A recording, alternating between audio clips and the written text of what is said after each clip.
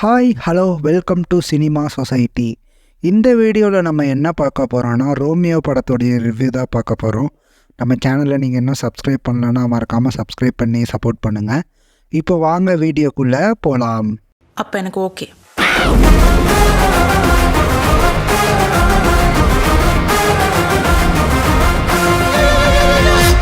Romeo படத்துடைய கதை என்னென்னா, விஜய் ஆண்டனி மிர்னாலினியை லவ் பண்ணுறாரு.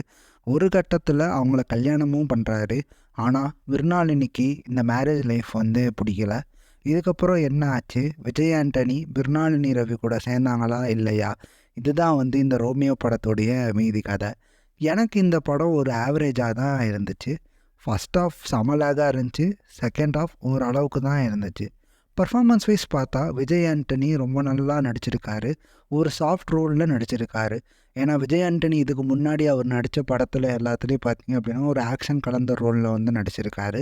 பட் இந்த படத்தில் அதெல்லாம் தாண்டி ஒரு டிஃப்ரெண்ட்டான ட்ரை பண்ணியிருக்காரு. மிர்னாலினி அவங்களுக்கு கொடுக்கப்பட்ட ரோலை நீட்டாக பண்ணியிருக்காங்க. காமெடி வைஸில் பார்த்தா இன்னும் கொஞ்சம் இம்ப்ரூவ் பண்ணியிருக்கலாம்னு தோணுது. இந்த படத்தில் யோகி பாபு, விடிவி கணேஷ் இருந்தாலும் காமெடிக்கு ஏதோ பஞ்சம் மாதிரி இருந்துச்சு. எமோஷ்னல் சீன் ஒரு சில இடங்களில் நல்லாவே இருந்துச்சு. மொத்தமாக மியூசிக், சினிமோட்டோகிராஃபி, எடிட்டிங் நல்லா இருந்துச்சு. மொத்தமாக இந்த ரோமியோ படம் எப்படி இருக்குதுன்னு சொல்லி பார்த்தீங்க அப்படின்னா ஒரு ஆவரேஜ் படமாக வந்திருக்கு.